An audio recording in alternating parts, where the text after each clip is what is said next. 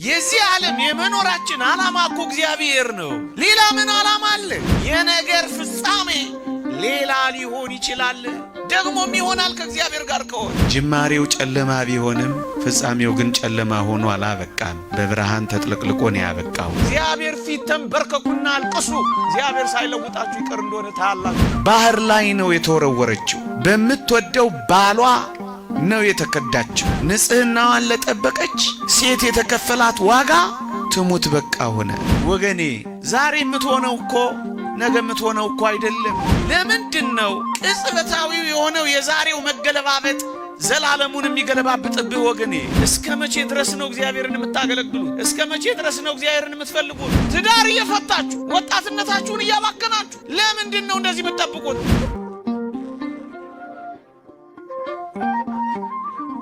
በስመ አብ ወወልድ ወመንፈስ ቅዱስ አሃዱ አምላክ አሜን። የነገር ፍጻሜ በሚል ርዕስ እንማራለን። የሚጠቅመንን የሚረባንን የሚያስተምረን እግዚአብሔር በመካከላችን ተገኝቶ እንዲያስተምረን እንዲመክረን ቅዱስ ፈቃዱ ይሁንልን።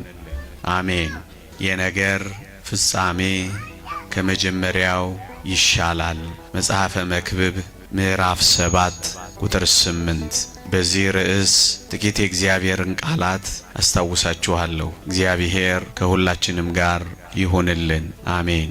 የነገር ፍጻሜ ከመጀመሪያው ይሻላል ይላል። ስለ ነገር ፍጻሜ ነው የምንማረው። ብዙዎቻችን በጅማሬዎቻችን ተስፋ እንቆርጣለን። ገና በማለዳው እጅ እንሰጣለን። የመጀመሪያዎቹ ነገሮች ማብቂያዎች ይመስሉናል።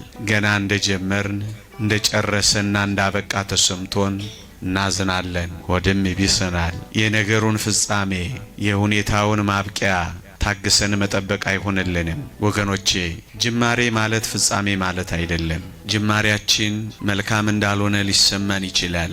እሱ ግን ፍጻሜያችን ነው ማለት አይደለም። ጅማሬያችን በጣም ደስ የማያሰኝ ሊሆን ይችላል። ይሄ ደስ የማያሰኝ ጅማሬያችን እንደዚህ እንደሆነ ይጠናቀቃል ማለት ግን አይደለም። ለዚህ ነው የነገሩን ፍጻሜ በትዕግስት እንድንጠብቀው የሚያስፈልገው። ወገኖቼ በቅዱሳት መጻሕፍት በእግዚአብሔርም ጥልቅ አሰራር እንደ ጅማሬው አያበቃም። ምድርን ስትፈጠር ተመልክቷት ጨለማ ነበረች፣ በጨለማ ግን አላበቃችም፣ ብርሃን ደግሞ ሆናለች። ጅማሬው ጨለማ ቢሆንም ፍጻሜው ግን ጨለማ ሆኖ አላበቃም፣ በብርሃን ተጥለቅልቆ ነው ያበቃው። ብዙ ነገሮችን ብትመለከቱ እንደተጀመረ ያበቃ ነገር የለም። ጠዋት በማለዳ አልቅሰው የጀመሩ በፍጻሜው ስቀው ይጨርሳሉ። የእግዚአብሔር ቃል ዘር ይዘው እያለቀሱ ወጡ ይልና ሲያበቃና ሲጨርስ ግን ነዷቸውን ተሸክመው እየዘመሩ ገቡ ይላል። በማለዳ ለቅሶ ሊሆን ይችላል። በማለዳ ድካም ሊሆን ይችላል። በማለዳ ዘር ለመዝራት ክረምቱን፣ ዋዩን፣ መባርቅቱን፣ ጭቃውን፣ ማጡን መታገስ ሊያስፈልግ ይችላል። ግን አይቀርም።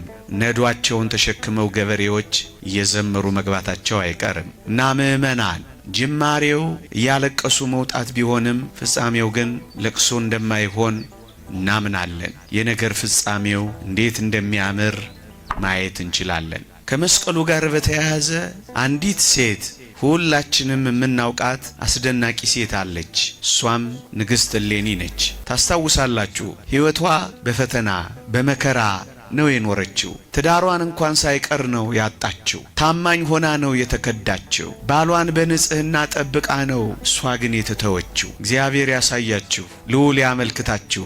በንጽህና ታማኝ ሆና የጠበቀችው ባሏ ጠርጥሯት ሳያምናት ቀርቶ የእሷን ቃል ከማመን ይልቅ የጓደኛውን ቃል አምኖ ይቺ አስደናቂ የሆነችውን ታማኝ ሴት እንዳልታመነች ቆጥሮ ስራሽ ያውጣሽ ብሎ ባህር ላይ ነው የጣላት። ከሞቀ ቤቷ ከሰላ ንብረቷ አባሯት። ምን አለ ደግሞ ቢተዋት ትሙት በቃ ብሎ ፈርዶባት ስራሽ ያውጣሽ ብሎ ባህር ላይ ነው የወረወራት። የዚች ሴት ጅማሬ እንበለው። ይሄንን ጅማሬዋ ባህር ላይ በመጣል ነው የጀመረችው። ጅማሬዋ በመገፋት ነው የጀመረችው። ጅማሬዋ በመተው ነው የጀመረችው። ጅማሬዋ በመገፍተር ነው የጀመረችው። ጅማሬዋ እንዴት አስቀያሚ እንደሆነ ተመልከቷት። ባህር ላይ ነው የተወረወረችው። በምትወደው ባሏ ነው የተከዳችው። ለታማኝነቷ የተከፈላት ብድራት መተውና መጣል ብቻ ነው ወገኖቼ። እዋትቺን ሴት ጅማሬዋ እንዴት አስቀያሚ እንደሆነ ተመልከቷት። እንዴት ታሳዝናለች። ንጽህናዋን ለጠበቀች ሴት የተከፈላት ዋጋ ትሙት በቃ ሆነ። ይህቺን ሴት አስቧት። ጅማሬዋ መራር ነው፣ ብቻዋን መተው ነው። ግን እንዴት ሆነች መሰላችሁ? ባህር ላይ ስትጣል ተከድቻለሁ፣ የምወደውና የማምነው ባሌ ጥሎኛል፣ ዘመድ አልባ ሆኛለሁ፣ ዓለም ጀርባውን ሰጥቶኛል፣ እንግዲህ እኔ ምን ሆናለሁ? መከራ እንደጀመረ ይጨርሰኝ ብላ ወደ ባህሩ አልሰጠመችም። ራሷንም በሞት አደጋዎች መካከል አልከተተችም። ዓለም ቢገላበጥባትም ነገር እንዳበቃ ግን አልተረዳችም። አያችሁ፣ ከዚህ ምን እንማራለን ምዕመናን? እዩ፣ ጅማሬዋ መራር ቢሆንም ኑሮዋ አስከፊ ቢሆንም በቅጽበት የደረሰባትን መጠላትና መገፍተር መተው አይታ ራሷንና ፈጣሪዋን ግን አልተወችም። ዛሬዋ የተተወችበት፣ መከራ የተቀበለችበት፣ የተገፈተረችበት፣ ባህር ላይ የተጣለችበት ቅጽበት ነገዋንም አላጠፋባትም። ወገኔ ዛሬ የምትሆነው እኮ ነገ የምትሆነው እኮ አይደለም። በዛሬ መጨለም ለምን የነገ ብርሃናችንን እናጣለን? በዛሬ መተው ለምን ራሳችንንና አምላካችንን እንተዋለን? በዛሬ ባዶነት የነገ ሙሉነታችንን ለምን እናጠፋለን? ዛሬ እኮ የሆነው ዛሬ ብቻ ነው። ነገ እኮ ሌላ እድል ነው። ነገ እኮ ሌላ ቀን ነው። ሌላ እኮ ብርሃን አለ። ትንሽ ፈቀቅ ስትል ሌላ ሕይወት አለ። አዎ ብዙዎች እንዲህ በትዳር አጋራቸው ተገፍትረው ሕይወታቸውን ያጨለሙ ስንት ናቸው? ተበሳይተው ወንጀል የፈጸሙ ስንት ናቸው? ተበሳይተው ሱሰኛ የሆኑ ስንት ናቸው? ነገር ያበቃ መስሏቸው ወንጀል የፈጸሙ ስንት ናቸው? ካቴና ያጠለቁ ስንት ናቸው? ለምንድን ነው ቅጽበታዊው የሆነው የዛሬው መገለባበጥ ዘላለሙን የሚገለባብጥብህ? ወገኔ ዛሬ ነው በቃ። ነገ ደግሞ ሕይወት ሌላ ናት። እቺ ሴት ባሏ አትጠቅሚም ብሎን የወረወራት፣ ራሷን ግን እንደማትጠቅም ሴት አይደለም የቆጠረችው። ብዙ ሰው ወንጅሎ ይሆናል። ብዙ ሰው ፊትን አዙሮብህ ይሆናል። አለኝ ያልከው ክዶ ይሆናል። ግን ለምንድነው አልጠቅምም ብለህ አንተ ደግሞ ለራስህ የምትነግረው? ለምንድነው አንተ እንደማትጠቅም ማሰብ የጀመርከው? የቺ ሴት ትልቋ ጥንካሬዋ ሰው እንደፈረደባት ራሷ ላይ አለመፍረዷ ነው። ሰው እንደ ጣላት ራሷን አለመጣሏ ነው። ዓለም ሲተዋት ራሷን አለመተዋ ነው። የምትወደው ባህር ላይ ሲጥላት ራሷን በባህር ውስጥ ለመስመጥ አለመጨከኗ ነው። አንድ ሰው ነው እኮ በር ይዘጋብህ። ብዙዎች እኮ በር ሊከፍቱልህ ይችላሉ። አንድ ስራ እኮ ነው አልሳካም ያለ። ላንተም ይሆን እኮ ብዙ ስራ እኮ አለ። አንድ ጊዜ እኮ ነው የወደቅሽው። ለምንድነው ለዘላለም ለመውደቅ ራስሽን የምታዘጋጂው? ለምንድነው ከእንግዲህ ወዲህ አልጠቅምም የምትለው? እዋት እቺ አስደናቂ ሴት እንደጀመረ ይጨርሰኝ እንደገባው ልሙት ያለች እንዳይመስላችሁ። ባህር ላይ እንደተጣለች በዛው የሰጠመች እንዳይመስላችሁ። ወይም አንድ ባሏ ስለከዳት ወንዶችን ለመበቀል የሄደች እንዳይመስላችሁ። ስንቶች በበቀል አልቀዋል። ስንቶች አላገባም ብለው ሸሽተዋል። ስንቶች አንዴ ሲጎዱ ሁሌ የሚጎዱ መስሏቸው ከዚያ ርቀውና ሸሽተዋል። ይሄ እኮ ነው ተመልከቱ። የነገሩ ጅማሬ የሁሉም ነገር ማብቂያና መፈጸሚያ እንዳይመስላችሁ። የነገሩ ፍጻሜ ሌላ ሊሆን ይችላል። ወገኖች፣ ወጣቶች ዛሬ እንደማትጠቅሙ አደራችሁን እንዳትቆጥሩት። ዛሬ ያለው እንደዚህ አይደለም የሚያበቃው። ጨለማ ከሆነ ብርሃን አለ። ተራራ ከሆነ ሜዳ ይመጣል። የተዘጋ ከሆነ እግዚአብሔር ይከፍተዋል። ተወርውረን ከሆነ የሚታቀፈን አለ። አይዟችሁ፣ አንድ ቀን የምንጠቅምበት ቀን ይመጣል ብላችሁ አስቡ። እንደ ተወረወርኩ አልቀርም፣ እንደ ተዘጋብኝም አይቀርም፣ እንደ ተተውኩም አልቀርም፣ እንዳቀረቀርኩም አልቀርም፣ ዝቅ እንዳልኩም አልቀርም፣ ብቸኛ እንደሆንኩም አልቀርም። አምላኬ እግዚአብሔር አለልኝ። ይቺን ሴት ይቺ የመተው ሕይወቷ ነገዋን እንድትጠላ አላረጋትም። ሕይወቷን በምሬት እንድትገፋ አላደረጋትም። ቅጽበታዊ የሆነው የአንድ ጊዜ መከራዋ የሕይወቷን ሁሉ መከራ አላደረገባትም። ወጣቶች በአንድ ቅጽበት በደረሰባችሁ ስብራት ለምንድነው ሁሉ ጊዜ ተሰብራችሁ የምትኖሩት? አንዴን የወደቃችሁ፣ አንዴን የተሳሳታችሁት፣ ሁሉ ጊዜ ግን መነሳት አለ። እግዚአብሔር ሆይ ብወድቅ እነሳለሁ፣ በጨለማም ብቀመጥ እግዚአብሔር ብርሃን ይሆንልኛል። ጠላቴ ሆይ ደስ አይበልህ፣ ወደ ብርሃን ያወጣኛል፣ ጽድቅንማ ያለው ነው የሚለው ክርስቲያን ነብዩ ነው ይሄንን የተናገረው። ወጣቶች ዛሬ በሚሆነው ነገር ስራ አጣችሁ ሊሆን ይችላል። ትምህርት አልሳካ ብሎ ተዘግቶ ሊሆን ይችላል። የምወዳቸውን እንዴት እጦራለሁ ብላችሁ ጭርምት ኩርምት ብላችሁ እያላዘናችሁ እያለቀሳችሁም ሊሆን ይችላል። እኔ ያልጠቀስኩት ብዙ ፈተና ሊኖራችሁ ይችላል። ይሄ ማለት ግን የነገ ህይወታችሁ ነው ማለት ግን አይደለም። ይሄ ማለት ግን ለዘላለም የተቆረጠላችሁ ህይወት ነው ማለት ግን አይደለም። በዚህ ቅጽበት ይልቅ ወደ እግዚአብሔር ጸጋ፣ ይልቅ ወደ እግዚአብሔር ምስጢር ነው እንጂ መድረስ ያለባችሁ ልሙት በቃ ለምን ትላላችሁ? ገና በልጅነታችሁ በጀመረው ነገር የበስተርጅና ዘመናችሁንም ለምን ታበላሻላችሁ? እያችሁ የነገር ፍጻሜ ሌላ ሊሆን ይችላል። ደግሞም ይሆናል ከእግዚአብሔር ጋር ከሆነ። ይቺን ሴት ይዋት ጅማሬዋ እንዴት አስቀያሚ እንደሆነ ተመልከቷት። ፍጻሜዋን ግን ላሳያችሁ። ይቺ ሴት የልቧ ሐሳብ ምን እንደሆነ ታውቃላችሁ? ከዚህ ሁሉ መተው፣ ከዚህ ሁሉ መጣል፣ ከዚህ ሁሉ ባሏ ቢተዋትም የሚወዳት እግዚአብሔር ያደረገላትን አልረሳችም። ወገኖቼ ቢያንስ በሕይወታችሁ እግዚአብሔር ያደረገላችሁን ካሰባችሁ ነጋችሁ ብሩህ እንደሚሆን ታምናላችሁ። ምክንያቱም እግዚአብሔር ከኔ ጋር ነው ትላላችሁ። አብሮኝ ይወጣል፣ አብሮኝ ይገባል፣ እኔ ካንተ ጋር እሄዳለሁ አሳርፍህም አለሁ ብሎኛል ትላላችሁ። ይህች ሴት ቢተዋት የተጣለች መስሏት እግዚአብሔርን አልጣለችም። ይልቅ ምን አደረገች? የተቀበረውን መስቀል አውጥቼ ያለች የሕይወቷ ቅድሚያ መስቀሉን አደረገች። እግዚአብሔርን አስቀደመች። ወገኖቼ ከእግዚአብሔር በቀር ምን ሕይወት አለንና ነው ሌሎች ነገሮችን የምናስቀድመው? ምዕመናን የሕይወታችሁ ቁጥር አንድ ዓላማ ምንድነው? የዚህ ሴት ህልም፣ የዚህ ሴት ራዕይ፣ የዚህ ሴት ዓላማ በተጎዳችው ነገር ላይ ማጉረምረምና ያንን ሲያማርሩ ደግሞም በር እንደተዘጋበት ውሻ ሲያንቋርሩ መኖር እኮ አልነበረም። ህልሟ ከመስቀሉ ጋር መገናኘት ነው። ወገኖቼ የምድራችን ህልም ምንድነው? እዚህ የመኖራችን ዋና ዓላማ እኮ እግዚአብሔርን ደስ ማሰኘትና ማክበር እኮ ነው። ሌላ ምን ህልም አለ? ሌላ ምን ዓላማ አለ? ሌላ ምን ጉዞ አለ? ቅድሚያ የምትሰጡት ምንድነው? ወገኖቼ የሕይወታችሁ ቅድሚያውን የሚወስደው ልዑል እግዚአብሔር ነው። በልባችሁ የተከላችሁት መስቀሉ ነው። ከእግዚአብሔር ጋር መኖር ነው። ዓላማዋ ይሄ ነበር። ወገኖቼ ቅዱስ አባታችን ሙሴ እንደተናገረው እኮ ነው። በዚያ በተራራው ላይ በመስቀልያ አምሳያ እጆቹን ዘርግቶ አማሌቃውያንን ድል ነስቶ ሲወርድ መሰዊያ ሰራ ይላል። የመሰዊያውንም ስም ያህዌህ ንሲ እግዚአብሔር ዓላማዬ ነው አለ ይላል። ኦሪት ዘጸአት ምዕራፍ 17። ዓላማችሁ ምንድነው? ክርስቲያኖች የዚህ ዓለም የመኖራችን ዓላማ እኮ እግዚአብሔር ነው። ሌላ ምን ዓላማ አለ? ከልጅ ማሳደግ በላይ፣ ከትዳር በላይ፣ ከምድር ሥራ በላይ አምልኮተ እግዚአብሔር ነው ዓላማችን። እግዚአብሔርን ደስ እያሰኙ መኖር ነው ሥራችን። ዓላማዋ እግዚአብሔር ነበረ። ከዚያስ ወገኖቼ በጣም ይደንቃል። ይህንን በልቧ ትከሻ ይዛ ኖረች እንጂ ያለፈው ሕይወቷ ምሬቷን እያሰበች ነገዋን አላጨለመች፣ ዛሬዋን አላበላሸች። ይልቅስ እግዚአብሔር ያሳያችሁ፣ ልዑል ያመልክታችሁ 80 ዓመት ኖራለች በምድር ላይ። በ79 ዓመቷ የክርስቶስን መስቀል አውጥታ ጨርሳለች። እግዚአብሔር ያሳያችሁ። እስከ ዕድሜ እርጅናዋ በልቧ ያለው በህሊናዋ የሚመላለሰው የነገሯ ፍጻሜ መስቀሉ ሆኖ እኮ ነው ያበቃው። በ327 ዓመተ ምህረት እግዚአብሔር ያሳያችሁ። በስተርጅናዋ ወደ መስቀሉ ገሰገሰች። ወገኖቼ በልጅነቷ የተቀበለችው መስቀል መከራዋ ወደ ጌታችን መስቀል እንዴት እንዳደረሳት ተመልከቷ። ምክንያቱም በልቧ የተከለችው ይህ ፍቅር፣ ይህ የመስቀሉ ቃል፣ ይህ የክርስቶስ ሕማምና መከራ ነበራ።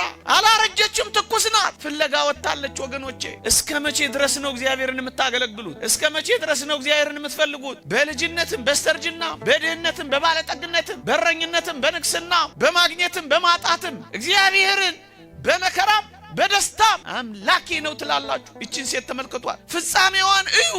አንድ ባሏ ቢጥላት ይሄው እኛ ሁሉ አነሳናት። ዓለም ሁሉ ተደነቀባት። ክብሯንና ዝናዋን ናኘላት። ጅማሬዋ አንድ ባሏ ሲጥላት ይሄው ዓለም ሁሉ ተቀበላት። እንዴት እንደፈጸመች እዩ። አትጠቅምም የተባለችው ሴት ለዓለም የሚጠቅም ሥራ ሰርታ አበቃች። አትጠቅሙም የተባሉ ሁሉ እንዴት እንደጠቀሙ ተመልከቱ። የተተወ ነገር ሲፈልጉ እዩ። ልክ ነው። ዛሬ አትጠቅሙም ተብላችሁ ይሆናል ቤተሰቦቻችሁ አትጠቅሙም ያሏችሁ፣ እጮኞቻችሁ አትጠቅሚም ብለው የተዋችሁ፣ አንተማ ለሥራ አታስፈልግም አትጠቅምም ተብለ የተቀነስክ የተባረርክ ለምንድነው አልጠቅምም ብለ ለራስ ደግሞ የነገርከው? አንድ ቀን የምትጠቅምበት ጊዜ አለ። አንድ ቀን ለዓለም አስደናቂ ጠቃሚ ሥራ ትሰራለህ። በጅማሬ ፍጻሜህን ለምን ትወስናለህ? እዋትች አስደናቂ ሴት ሩቅ ዘመን ተሻግራ ማንም ያልደፈረው ደፍራ ለዚህ ሁሉ ዓለም አስደናቂ ሥራ ሰርታ አበቃች። እንችላለን። ገና ብዙ ያልተሰራለ አፍን በእጅ የሚያስጭን አስደናቂ ሥራ ለመስራት እግዚአብሔር ከኛ ጋር ነው። እንችላለን። ዛሬ በሆነው ነገር አትበሳጭ። ዛሬ በሆነው ነገር አትድከም። ዛሬ በሚፈጠሩት ነገሮች እንደማንጠቅም አንቁጠር። እግዚአብሔር ከኛ ጋር ከሆነ ብዙ ተአምራትን ለመስራት ጊዜ አለን። በዛሬ ነገህን አታጨልም። አሁን በሆነው ነገር ነገህንም አታፍርሰው። ዛሬ የሆነው ለዛሬ ብቻ ስጠው። በቃ ሌላ ዓለም ሌላ ሕይወት እንዳላስብ እቺን አስደናቂ ሴት እዋት እንደ ተራራ የገዘፈውን ያንን አስቆፍራ የከበረውን የጌታችንን መስቀል ለማውጣት ቻለች። አስደናቂ ቆስጠንጢኖስ የተባለ የከበረ ንጉሥ በመውለድ አጠናቀቀች። ለምንድን ነው እንደዚሁ ነው ማጠናቀቀው የምትለው? እንዴት እንዳጠናቀቀች አታያት? በጅማሬው ተስፋ እንዳንቆር፣ አሁን በሚሆነው ነገር እንዳይጨልምብን፣ ይልቅ እንበርታ፣ ይልቅ እንጠንክር፣ ይልቅ ለነገ ፍጻሜውን ገስግስ፣ ይልቅ እንዴት እንደምናልፈው፣ ይልቅ እንዴት እንደምንፈታው፣ ይልቅ እንዴት እንደምንሻገረው፣ ይልቅ ለነገ እንዴት እንደምንሰራ እየተዘጋጃችሁ ቆዩ። እያጉረመረማችሁ አይደለም፣ በደስታ ተስፋ እየቆረጣችሁ ሲባጎ እያነቃችሁ ጠረጴዛ ላይ እየወጣችሁ ለመታነቅ እየተዘጋጃችሁ ሱስ ውስጥ እየተደበቃችሁ መርዝ እየጠጣችሁ በረኪና ምን ማለት ነው ይሄ? ትዳር እየፈታችሁ ወጣትነታችሁን እያባከናችሁ ለምንድን ነው እንደዚህ የምትጠብቁት? አዲስ ሆናችሁ በርቱና ስራ ጀምሩ። እዋት እቺ ሴት ጅማሬዋ ምንም ያክል ደስ የማያሰኝ ቢሆን ፍጻሜዋ እንዴት አስደናቂ እንደሆነ ተመልከቱት። የነገር ፍጻሜ ከመጀመሪያው ይሻላል። ስለ ፍጻሜያችን እናስብ፣ እንዴት እንደምንጨርሰው እንጂ እንዴት እንደጀመርነው እያሰብን ተስፋ እንቁረጥ። ትጠቅማለህ። እማትጠቅመው ሴት እንዴት እንደጠቀመች ተመልከታ። አስደናቂ ልጅ ወለደች። ክርስትናን አሰፋላት፣ ተሳለች፣ ስለቷ ደረሰላት። ክርስቲያን ቢሆን ተሳለች፣ ክርስቲያን ሆነላት። ለእግዚአብሔር የቀረበ ልጅ አገኘች። ጣዖታትን ቤት አዘጋላት፣ ቤተ መቅደስን አስከፈተላት። ታዲያ ከዚህ የበለጠ አለ? እንዴት እንደጠቀመች አታያት? ክርስትና የበዛው በዚህ ሴት ጽናት እንደሆነ አታይም? በዚህ ሴት ጸሎት እንደሆነ አታይም? ጣዖታት የተዋረዱት እንዲህ ያለ ልጅ በመወለዱ እንደሆነ አታውቅም? አየህ፣ ፍጻሜው ላይ እናተኩር።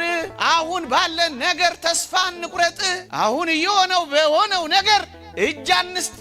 እየሆነው ያለው ነገር የሚቀጥል እንዳልሆነ ተረዳ። እግዚአብሔር ብቻ ከኛ ጋር ይሁን። መስቀሉንስ ብትመለከቱ ወገኖቼ፣ መስቀሉ እኮ የጀመረው የኢየሩሳሌም ቆሻሻ ጥራጊ ሁሉ እየተደፋበት እኮ ነው የጀመረው። መስቀል እኮ እንደማይጠቅም የተናቀ እኮ ነው የሆነው። መስቀል እኮ የተዋረደ ሆኖ እኮ ነው የጀመረው። መስቀል እኮ የአቧራና የጥራጊ መዓት እኮ ነው የተደፋበት። መስቀሉ እኮ የተረሳ ነው የሆነው። ያውም ለ300 ዘመናት ወገኖቼ፣ ለ300 ዘመናት እኮ ነው የተጣለው። እመኑኝ፣ ለየትኛውም ዘመን የተጣልን ብንሆን እግዚአብሔር ከኛ ጋር ከሆነ የምናበራበት ቀን ይመጣል። ዛሬ በስነ ምግባር ደካማ ሆነን ሊሆን ይችላል። ከእግዚአብሔር ጋር እንሁን፣ በጸሎት እንበርታ፣ በጾም እንታገል፣ ከልዑል እግዚአብሔር ጋር እንጣበቅ፣ ጠባ ለኪዳን መሸለ ቁርባን ሳንታክት እንገስግስ። ሁሌ ለወንጌል ለእግዚአብሔር ቃል ማዕድ ጊዜ ከሰጠን እመኑኝ ማሸብረቃችን፣ እመኑኝ አንድ ቀን ማብራታችን፣ እመኑኝ አንድ ቀን ማስደነቃችን አይቀርም። ለምን 300 ዘመን አይሆንም? ልትረሳ ትችላለህ ወገኖቼ። በቤተ ክርስቲያን ታሪክ በጣም የተተዉ፣ በጣም የተናቁ፣ በጣም የተቃለሉ፣ በጣም ደካማ የነበሩ ሰዎች ናቸው መጨረሻቸው ብርቱ ሆነው የጨረሱ። ማንን ላስታውሳችሁ? ሙሴ ጸሊምን ላስታውሳችሁ ወጣቶች። እጅግ ምርጥ ወንበዴ ነበር። ደረጃ 1 አለ የተባለ ማጅራት መቺ፣ አለ የተባለ ኪስ አውላቂ። እንዲህ ያለው ሰው ሰይፉን እየሰነዘረ ደም የሚያፈስ ሰው የነበረ ሰው እንዴት እንደጨረሰ አታውቁም? እንዴት ነበር የጨረሰው? እጆቹን እየዘረጋ እየጸለየ ደመናትን እየቆረጠ ዝናባትን በማፍሰስ ነው የጨረሰው። ወገኔ ሆይ ዛሬ ባለ ማንነት ራስን አትናቀው። ዛሬ ምርጥ ወንበዴ ልትሆን ትችላለህ። ብቻ እግዚአብሔርን ፈልገው። እንዴት እንደሚቀይር ታውቃለህ። ፍጻሜህን ያሳምርልሃል። ጅማሬ ታናሽ ቢሆንም ፍጻሜህ እጅግ ያምራል። የእግዚአብሔር ቃል ነው የሚናገረው፣ እኔ አይደለም። ለምን በፍጻሜው በቃ ይጨርሰኝ ብለህ እየተጠረክ ከግሮሰሪ አብረህ ትወጣለህ? በርታ። ሴቶች ሆይ እንዴት ቆንጆ የነበረችውን ያችን ማርያም ግብፃዊትን ላስታውሳችሁ። እጅግ ዘማ የነበረች ሴት ናት። ዮርዳኖስ በረሃ ወድቃ መጋደል የጀመረችው እግዚአብሔር ያሳያችሁ የተተወችና የተጣለች ሴት ነበረች። ዛሬ የትኛውንም ህይወት ልትኖሩ ትችላላችሁ፣ ግድ የላችሁ። እግዚአብሔርን ከልባችሁ ከፈለጋችሁት እግዚአብሔር እንደዚህ ሴት የምታበሩና አንጸባራቂ ያረጋችኋል። ቤተ መቅደስ ልግባ ስትል ሲገፈትራት፣ ክርስቲያኖች ሊሳለሙ መስቀሉን ሲሄዱ ሲያባርራት ስቅስቅ ብላን ያለቀሰችው። የምር መለወጥ ከፈለጋችሁ በልዑል እግዚአብሔር ፊት ተንበርከኩና አልቅሱ። እግዚአብሔር ሳይለውጣችሁ ይቀር እንደሆነ ታያላችሁ። ደካሞች ናቸው እኮ የበረቱት። እግዚአብሔር ኃይለኞች ላይ ተጨምሮ ኃያል የሚሆን እንዳይመስላችሁ። በተናቀው በምናምንቴው መስቀል እኮ ነው ታምር የሰራው። የተናቅንና ምናምንቴ ሆነን እግዚአብሔር እንደማይሰራብን ለምን ታደርጉታላችሁ? እግዚአብሔር እንደዚህ ነው የሚሰራው። በተናቀው በምናም ዓለምን ያስደነቀው ንግግር አዋቂ በሆኑት በሶፊስቶች ይመስላችኋል? አይደለም። እግዚአብሔር ዓለምን ያስደነቀው ኮልታፎችና ንግግር በማያውቁ ሐዋርያት እኮ ነው። ለምንድን ነው ራስን የምትንቀው? ይልቁንም በጣም በታናናሾች አድሮ ነው ታላላቅ ሥራ እግዚአብሔር የሚሰራው። አፈርን ተመልከቱት፣ ምን ብርቱ ነው። በአፈር ተጠቅሞ እኮ ነው አሁን ያለውን አጥንታችንን እንኳን ሳይቀር የሰራው። በአፈር አጥንት ከሰራ ባንተ ብዙ ነገር አይሰራም እግዚአብሔር? የተናቀውን ታናሽ የሆነውን ነገር ነው እግዚአብሔር የመረጠው። እነሱ ናቸው ኃያላን የሆኑት። መስቀሉንም ተመልከቱ። ለመርገም የተቀመጠ በጣም የተናቀ ደግሞም የተዋረደ እኮ ነው ዓለምን ያዳነበት። ለምንድን ነው እንደማንጠቅምምና የማይጠቅመውን ነው የሚጠቅም ያደረገው?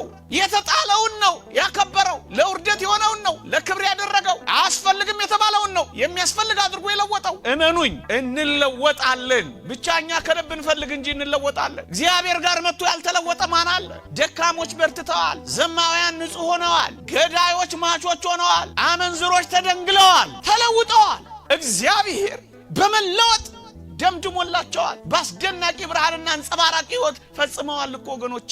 አያችሁ፣ ዋናው መልእክቴ ትጠቅማላችሁ፣ እንጠቅማለን።